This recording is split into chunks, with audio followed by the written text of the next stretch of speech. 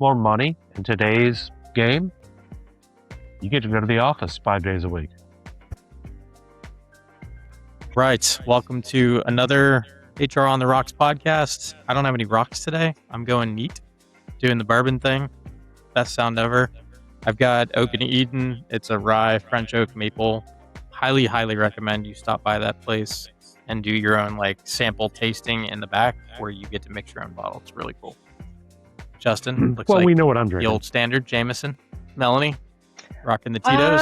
I'm doing the Tito's, and I've got a San Pellegrino Chow, so it's kind of like a modified Chilton, sort of, without. Nice. But the first one is 93% of overall communication effectiveness is driven by nonverbal cues.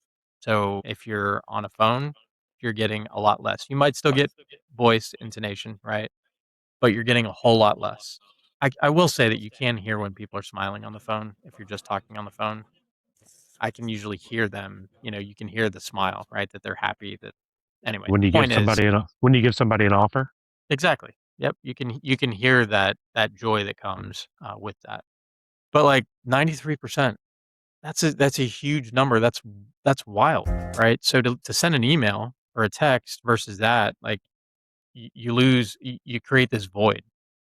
The next one is face-to-face requests. Would you like to tell my wife that stat? Would you text that later? I'll text it to her. How's that?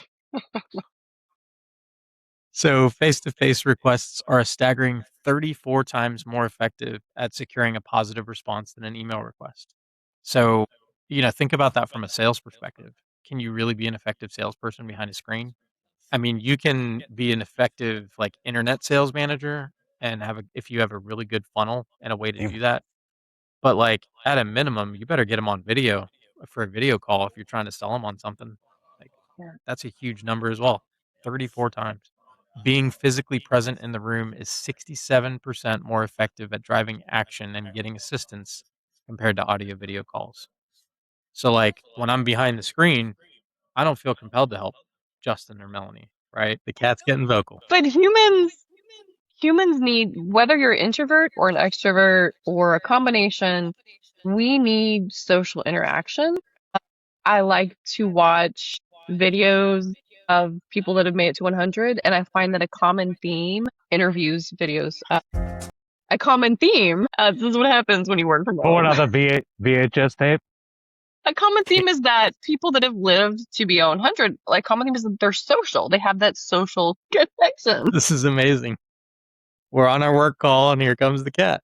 Right. Way to go, Melanie. Yeah, he has to be in here because, the surgery, whatever. Yeah, life happens. Don't hear my kids. He wants my drink. But Jake, regardless of how you work best, or introvert or extrovert, kind of to Justin's point, is still lost train of thought with that. But is that we're social beings and we need that.